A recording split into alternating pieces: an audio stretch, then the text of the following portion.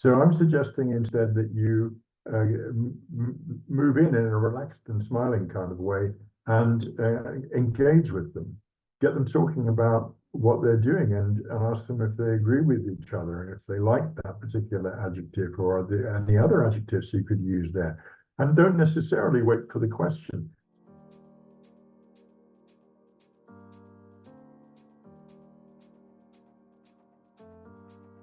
Hi, I'm Hedvig from Gallery Teachers. Welcome to our channel. If you are an English teacher or considering becoming one, make sure that you subscribe to our channel and hit the notification bell for our weekly TEFL teaching tips. You know how students often work quite independently because that's the culture which teachers set up. Basically, if the teacher is the center of the room, then students have no particular interest and no particular business in communicating together and being interested in each other and so on. But I want to do the opposite to that. I want, first of all, to take the teacher out of the center, and I want to put the students in the center, and I want them to be interested in each other and each other's work, because whether they believe it or not, we know that students learn from each other.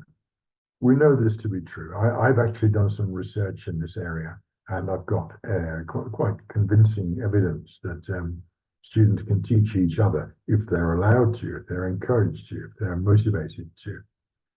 So what can we do then to encourage that kind of interested interaction?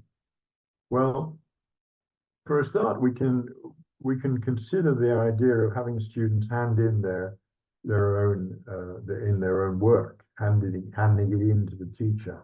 Instead, we can ask them to work together on looking at what they've been doing, whether this is homework or something else, whether it's written work in the classroom or whatever it is. Even from a reading activity, we can still have students talking together, chatting together and discussing what they understood and what they liked about the reading passage and so on. So it isn't a skills specific operation.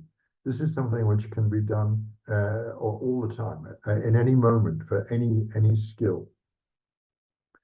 So where written work is concerned, try not to have them handed in unless it's absolutely essential. Try to get them sitting with people that they like to work with in twos or threes or four, it doesn't matter really, in small groups. Probably be quicker if it's in pairs, and have them looking at each other's work and discussing it, talking about it. Now, I can hear people saying, well, that's not going to work with young learners, but it does work with young learners. Young learners are capable of being interested in other people. They're not as self-centered, perhaps, as we might think they are.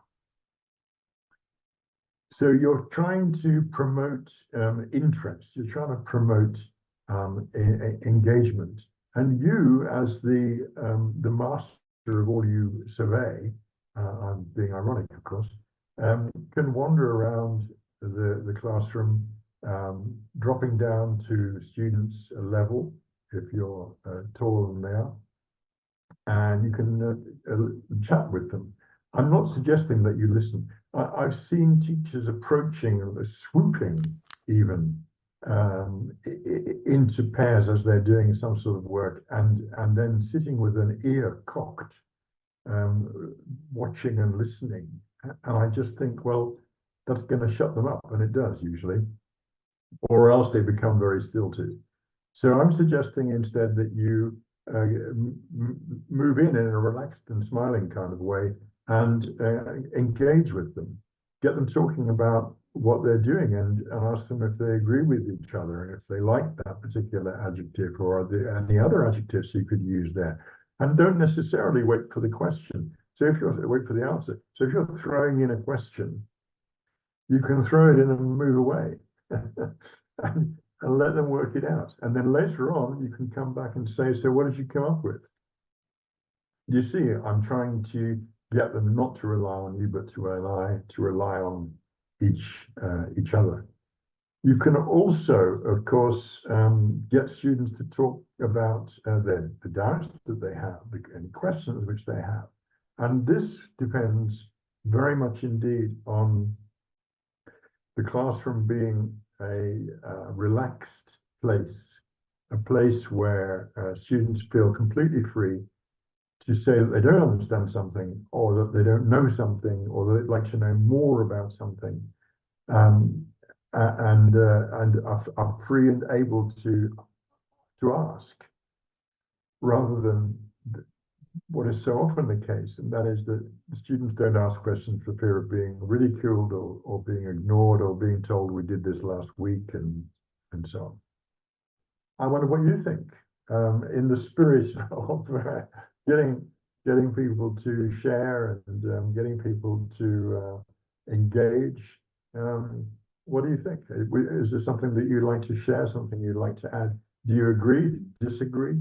What do you do in your classrooms, and what would you like to do? Are you doing what you'd like to do? Why don't you let us know in the comments below?